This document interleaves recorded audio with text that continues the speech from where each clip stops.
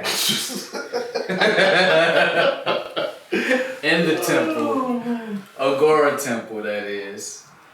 Brought to you by Tribe of Cessna Herbs. Brought to you by Agora Temple. Welcome to Coffee and Cannabis.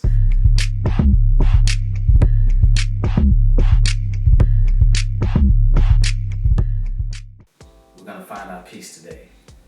I'm with my brother, my good brother, Marcus Henderson. Well, you look like a guru right now. I feel like a guru here. What should I need to reintroduce you as something else? I mean, follow your heart, man. Find your peace. I gotta call you the great Buddha. You the Buddha today. Hey, man. I'm Buddha any day. As long as I can be here with my friends, with my family. It's good to see you like this, man. I appreciate that, man. It's really good to see you like this. Thank you, man. Just taking space. I think people should know the depths of our brotherhood. Yeah. It goes back quite a while. 14 years. 14 years. Okay. Yes, 14 years. You hear that? You know, I was thinking, man, you have been there for some very pivotal points in my journey as a young man. Yeah. So I would say so. You kind of have been my guru, over the years, bro. Look at this. Look how the world keeps spinning. I know, right? It's a cycle, man. Bro, being a freshman and undergrad, coming up in the theater, and being this shy kid who had this ambition to be, this actor, but did not know how to show emotion. Yeah. And here comes Marcus with all this power and emotions trying to get it out of me in some very unique ways. I just remember a bitch shouting in your face, "Do you even care? Right. Do you even care?" And nothing happened. And nothing happened. It was like, yeah. Man, that's great, bro. I could not get there. I think at that point, whatever was going on, I had closed off my emotions. Is that what you think? Do you think that enhances a performance, or do you think it just does something in real life for somebody, like in terms of being able to use that as a tool? That openness? Yeah. Oh man, it's a tool, but so where I was with it, I could only become a performer because I'm acting like whoever I'm trying to, whose story I'm telling versus becoming it. You know what I mean? Because I was too afraid to allow myself to feel. So I had taught myself for a long time to not cry. So I went 9 years. I was kind of proud of it. Say I'm not gonna cry, and I didn't. But I didn't realize you can't be no actor. Yeah. If you can't, Yeah. share some emotion. So I remember you trying to get that out of me. Even back then. I remember we were outside of the theater one day, and you was helping me with this monologue. I think it was some type of Shakespeare monologue, and I was trying to create this accent and this big grandiose performance, but I'm paraphrasing, you were telling me to, if you think something, just become it in that moment and express it. Yeah. And at the moment, I get it now. Mm-hmm. During that time, and it felt like rocket science. I don't get what you're trying to tell me right now. Yeah, it's you gotta manifest your thoughts. Right. On the spot. Right. And that's interesting, man, because my struggle was at school, and just in my journey in general, is that my life lesson is less is more. Yeah. And I'm starting to find it in terms of it don't take all of that, and mainly it's coming from fatherhood, right? It don't take all of that, man. Right. I can make up imaginary stuff and they'll believe in it, Right. I don't have to lose my mind because I've said something 2 million times. Right. I say it 2,000,001 times. Right. But this time, guess who's not getting an ice cream sandwich after dinner? You know what I mean? Exactly. Boom. Just like eliminated the issue. Right. You're not moving fast enough. What are you doing? I've asked you to brush your teeth 14 times. You know? So, what was that moment that made you get to that place? Because I'm sure you didn't start off that way. Because I know the way, we were brought up, it was always more to get the point across. Yeah, absolutely.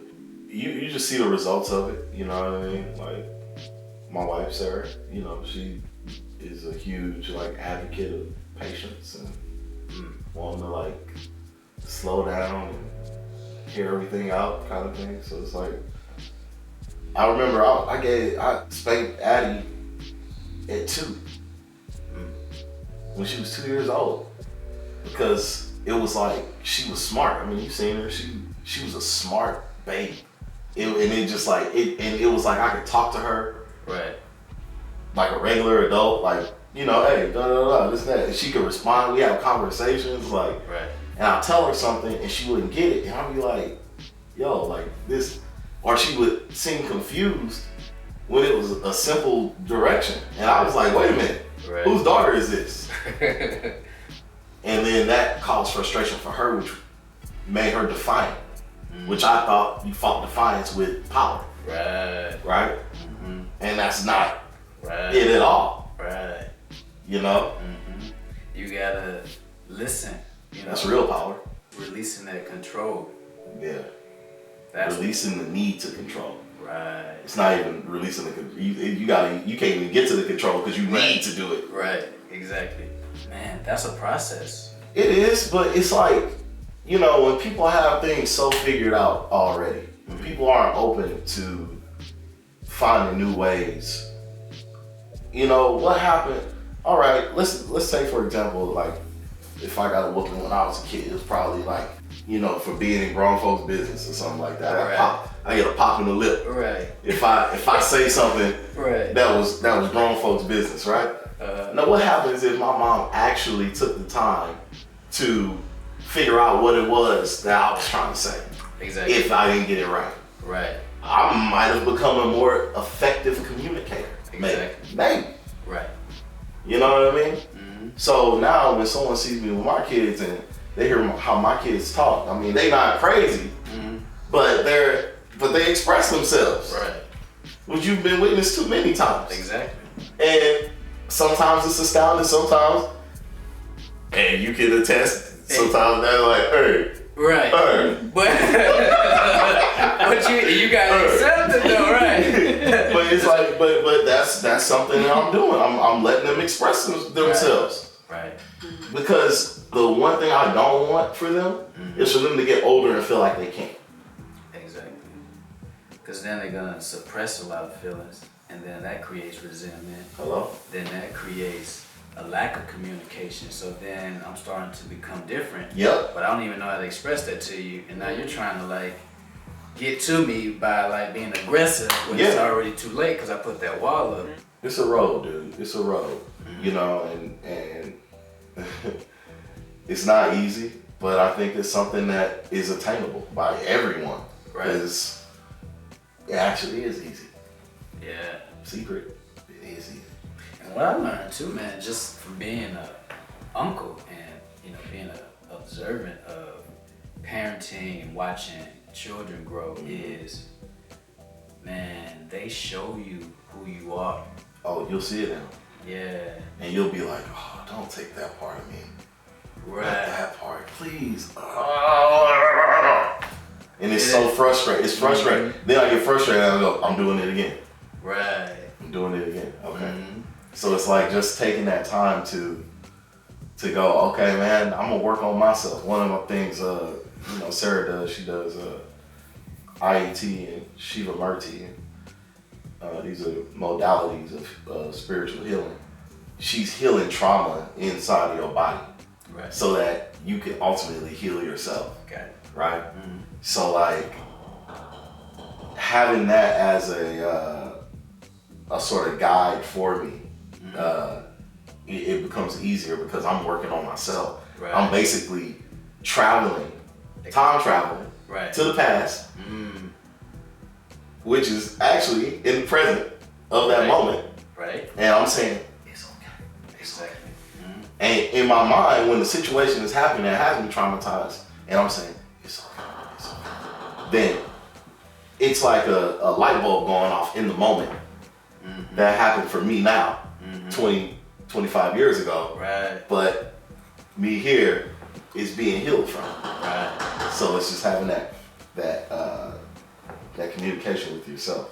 Man, I tell people that all the time, is that anytime you feel triggered, like if somebody says something to you or does something that makes you feel like angry or sad or hurt, the first thing to do is have a conversation with self. Why did that just affect me? And there's usually an answer that comes with that from like something that happened before, like you said. And then once you get that answer, now you can release that moment and, like you said, tell yourself, it's okay, you're good, I love you. So then when somebody does it again, now you don't have to have that reaction. Exactly. Time out. Hey, what's up? You're tapping. We can hear it. You can hear it really loud. Was it 10 minutes? Right. It wasn't 10 minutes. And we are back in the sanctuary of Agora Temple, finding our peace. Give it up one more time for my main man, Marcus Henderson. Yeah, man. So we were talking about releasing that control and doing that. I like how we just flowed into inner work, because that's something that I've been big on for a long time. Yeah. And what's interesting, man, is how I'm enjoying finding it in cartoon shows. Oh yeah, absolutely. It's just like, oh man, like, dude. I mean, and you know, if you look back at some of our cartoons, like, they were preparing us for something. Right. You know what I mean? Like, I tried to show Addie some of the cartoons I used to watch, and I was like, should you be watching this? But I don't watch this at that age. Right. So it just like speaks for a sort of generation that like what was appropriate for that time. Yeah. And what that time was like. You could look at it in our art that was being made. Right. Now, something you bring up about, you know, that sort of self-work, the only way it can really be a thing for people is if you commercialize it. You gotta find a way to commercialize self-help. Right. And in the sense that, like, you know, one of these rappers, I don't know who it's gonna be, Wayne, Drake, yet, well, Yeezy's doing it. Yeah. Yeezy's actually doing it, but it's like a slimy kind of like, it don't feel good knowing his other stuff, and it's like but there's a group of people that resonate with that, so it's like, yeah, absolutely. I've been a Kanye fan since his beginning, since he jumped on that freestyle of "We Are the Champions." Right. Like, I was like, oh my god. Oh man, I am a huge Kanye fan. I don't support him in the sense of like buy his albums, because I ain't really supported nobody like that in a long time. Because literally all I listen to is like the Beatles or like Pink Floyd or something. But like, it's nuts, man. It's been a journey with music, and I'm a tourist too, so like being able to switch to different things is hard for me. I kind of like stick with it for a little while. I hear that. I think with music, it's almost like how you have to talk to a child, where you can't just shout at them and tell them, hey, you stop what you're doing because you're wrong, you need to do this, A, B, and C. Is having to talk to them in a way where they can get it by getting them to follow a melody or some type of rhythm, something that I like. But it's a lifestyle that we're talking, the self-work. Right. That's a lifestyle. Right. That's a lifestyle change. So if you are idolizing somebody, or if you're like looking up to somebody, or if you're like, oh, if they got on these pants or these shoes or these whatever, I'm gonna get those to emanate my own success. Right. Yeah. It's like that's it takes that kind of commercialism though. Like it has to be like in the 90s there was like a righteous movement, right? There was this righteous with neo soul, like late 90s, early 2000s. There was this like, you know, everybody's like finding their head raps. Everybody's like back to this like conscious rap. You know what I mean? Like, but then like I was on the opposite side of that. but what I love growing up, I was the biggest Andre 3000 fan and Mos Def. Those are my favorite two rappers.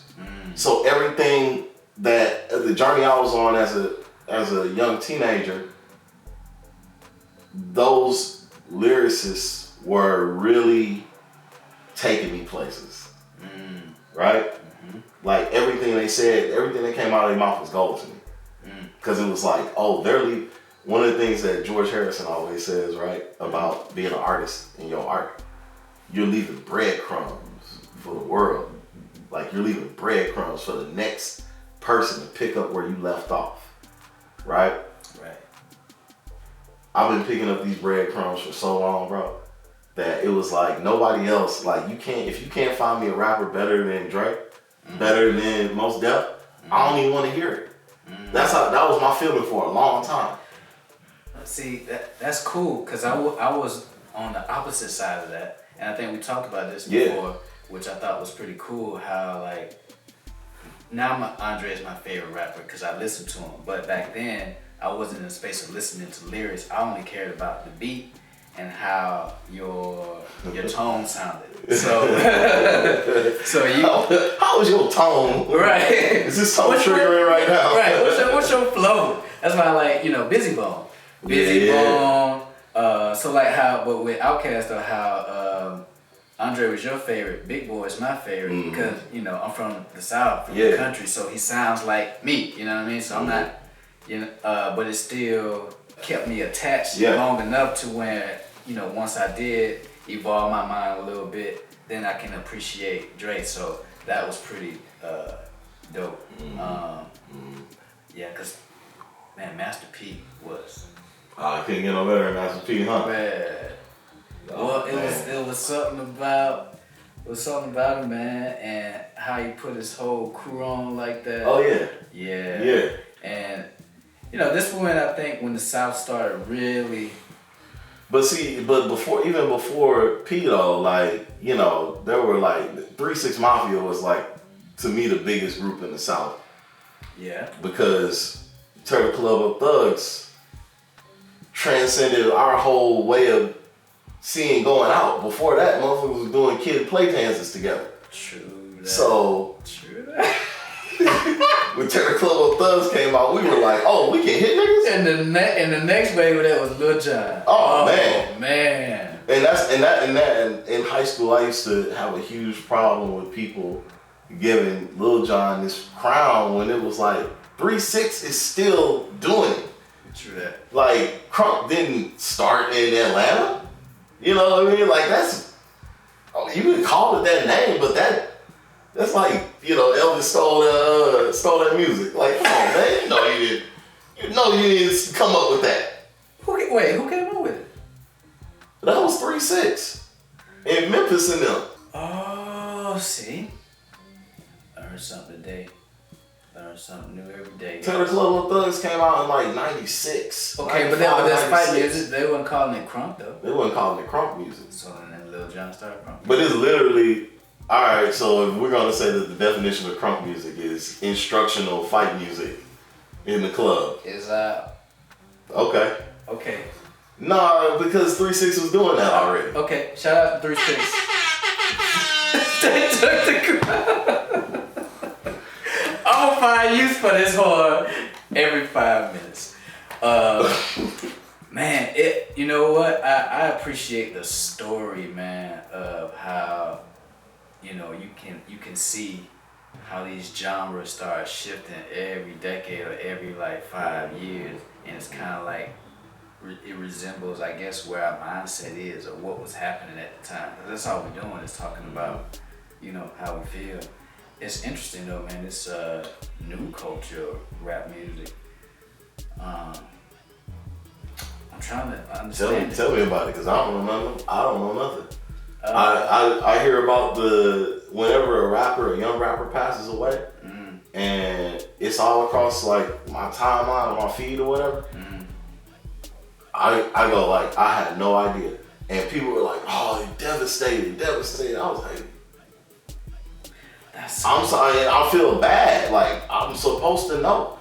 I'm gonna be honest. I never listened to Nip, knew who Nipsey Hussle was aware of his presence, but just never like listened to him. And then when he died, I didn't know. So then I was like, well, shit, let me take a listen. And I'm like, fuck. Right. I just started listening to him right before he died. Yeah. So that last album, man, I was listening to that for like almost a year straight, just playing it. I haven't listened to a lot of music, rap music lately that has made me just put it on repeat. I can hear it like twice and then, man, you know what I mean? Yeah. Because there's no more storytelling. It's just rhymes, you know what I mean? That's why I appreciate people like Eminem, because he's still trying to tell a story, even though sometimes I feel like he's still telling the same story about his... My mom was sick. Right. No shit. His traumatic childhood. But I guess that's his thing that he needs to fuel him to, you know, keep creating this story. He has to create a villain. But you know what though, man? You know what's interesting? Being a parent, I'm recognizing this, right? I'm recognizing that no matter what I do, my kids are either gonna look at what I taught them, some things, all things, nothing, you know, look at what I taught them, and they're either gonna go, thanks, Dad. I really appreciate that. Or, fuck him! And, you know, I thankfully have parents where I can go, thanks, Dad. Thanks, Mom. You know, and genuinely feel that way. Right. You know, some people, and you know what? And God bless them. God bless them, because parents are always trying their best at their capacity of what's best. Do you feel like you're open to letting your children teach you? Because I feel like that's one of the things. Well, yeah, like we were saying, like we look at and see ourselves in them already. So we're looking, and I'm really big on watching other people's mistakes, right? I learn from other people's mistakes. Right. So like, you ain't gonna give me lava. I ain't touched that part before. Right. So when I watch my daughter or my son, and they're doing something that I do, I'm immediately like, check yourself, Marcus. Check yourself. Cause right. you don't want to fight that. You don't want to go against that in 10 years. You know what that is. Right. Cut it now. Cause they watching at all moments. Right. At all moments, they're watching you like a sponge. Oh, taking it man, all in. dude. I'm sitting there like, you know, trying to. Oh, dude, I can. We don't have to talk about parenting. If you're a good person, it's almost like you have to submit to them, because if you don't care, you have the potential of just perpetuating them. I recognize also that my life allows me to be as open as I am to my kids. I'm not saying that I have money or I'm like this and that, but I'm in an artist's field, like where I literally have, and remember I first asked you, like, do you think that's a tool that people use in real life? Like, is that a tool that you can use in real life, or is it just to enhance the performance? So, tool for real life. I think when you first asked me that question, I didn't fully understand the question, but now I do. But that's the tool that I use. I was just on the podcast the other day, and I was telling my homie Mike that's kind of he asked me like, what religion I was a part of, and I told him I learned from everything. But the thing that I feel like I learned from the most that I use in my life is the art of being, because in order to be able to become this character or tell this character story or be in the moment to listen and respond honestly like we were taught, I have to be open and accept you and listen to you and love everything about you. You know what I mean? Exactly. And presently also. Right. Because you know what's interesting is I've had to evolve myself over this interview or over this conversation because I still look at you as Brandon like my little brother, right? And it's your show. It's your shit. I gotta be able to go, oh yeah, we talking like this. Right. You know what I mean? It's not, and it's not to be disrespectful or anything, like, or look at, you know, it's just like I can't look at you in a past mode. I must be present. Right. To communicate. Right. Shout out to Marcus, he preaching today, ladies and gentlemen. He's the guru. Oh, that's the guru. But yeah, man, definitely a tool. And what I've learned is from a mistake I made when I was like 18, you know, being a freshman. And I think it was the first time I got a role to play a villain. And I was asked how I felt about the villain, and I said, I hate it because he's a bad guy. And that was the mistake right there. Like, how can you carry? You can't judge yourself. Right.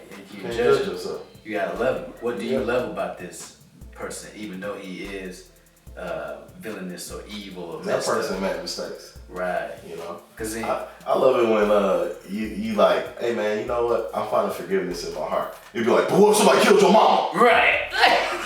You gonna forgive them? No. What if they killed your whole family? But, right. And you'd be like, well, if it were to come to that, let me tell you, I would probably be very upset and very angry. But ultimately, I know taking this person's life or doing harm to this person is not gonna bring my family back. And it won't make me feel better. Because it's just like having a drug. If you have the drug, you don't want it again. If you can't get it again, then there's trouble. So, I'm trying to find forgiveness in my heart, bro. Because carrying burdens and carrying weight ain't worth it. Not worth it. Now, it's good too when I do that inner work.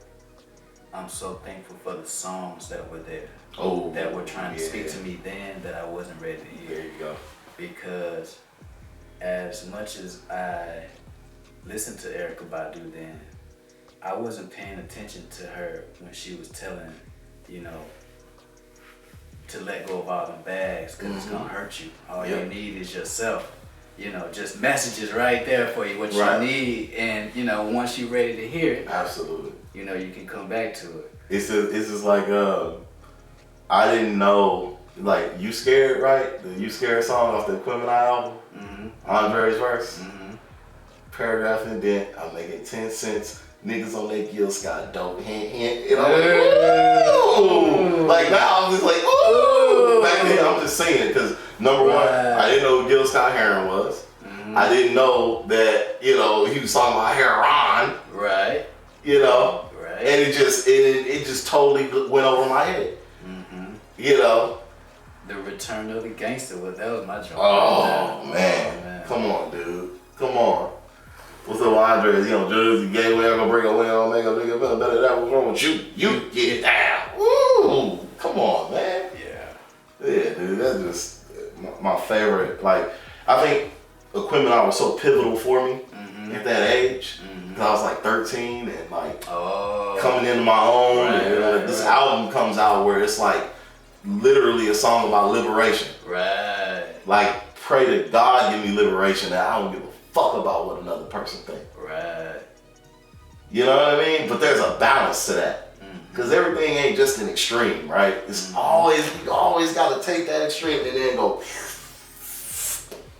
just a little bit, just so you can stay centered in the earth. Right. Because, man, I can't take no extremists, man. I just can't do it. Yeah. It just hurts my heart. It's cool to when, like, falling in love with that music, man, and having somebody like a Andre express himself the way he did, because then, like you said, man, channeling into that inner hero or whoever you idolize or look up to Yeah. because you're embodying what they represent. Right. Which is how, like why, recently losing, Kobe, Poof. how it was so impactful because, he was literally ingrained as this hero figure, because he represented so much of what just a certain mentality meant. And so watching that story unfold the way it did, really, boom. Yeah, it's a... Man, yeah, I feel you dropped it out. Just a ton of things just started rushing in my head. Like, oh man, like again, back to like parenthood and like kids and how all you want to do is leave your legacy. You want to leave your mark on the world. Mm-hmm. Kids are the fastest way to doing that, but like to have a legacy he did have and also have children is just like, dude, that to me that's the like goal. That's the dream. It's like leave a legacy, not just for your kids, but like your mark. And here's the thing, I was told that life is just sand on the beach, right? Mm-hmm. And history just gets washed up and washed away so new history can be made. Mm-hmm. Mm-hmm. But some people in this world that they didn't just goddamn make a print on that beach. This motherfucker is like just wiped out. Right. You know what I mean? Right. Like if there was a book called Kobe Bryant, it would be a pretty phenomenal book. So it's like that dash is, what's your story? Oh yeah, absolutely, yeah. Absolutely. What your start time, your story, and because with the way technology is going now, everything is recorded. So now you're able to record memory the same way like our memories are recording our DNA. Now we're doing that through video and oh yeah. Ain't that crazy? I just thought about the way we record trauma and we relive it when we watch it, when we like. And Sarah tries to talk to me about this, right? Like you watch a World Star Hip Hop videos or something, and if you watching, the stuff that people are doing, I guess like for me, I watch it in a way of like, of trying to understand. You know what I mean? Because that's not my life every day. Right. Like I'm not randomly at Popeyes watching people fight over a chicken sandwich. That's not my life. Right. So when I see it, I know those people. I know what they're doing. I know what they're. Right. I know that mentality. Right. And I'm trying to find the secret behind it. Right. You're processing it differently. I'm processing it differently. It's not just me being like, God damn, look at that motherfucker. Right. The fuck out. Like it ain't. That's not that for me. I'm like, I'm looking at the psychology of like a person holding the camera, two people fighting, people around who like look like they want to get into a fight. It's a story happening right there. Exactly, it's the story. And it's not. It's more than that. It's a breakdown, man. Yeah. Anyway. And then you learn something about yourself. You hear me? Man, thank you, brother. Appreciate you, man. Wait, you gotta get the ring. Don't think on those baby. My magic stones. See us next time. Wait a minute, what finger you snap with? I snap my left. What finger? This. Middle finger? Middle finger. That's fucking weird. Really? It's always the ring, man. Ring finger. I cannot do it. I can't do it. That's weird. Check it at home, y'all. Which finger do you snap with? Comment below. Comment below. Peace.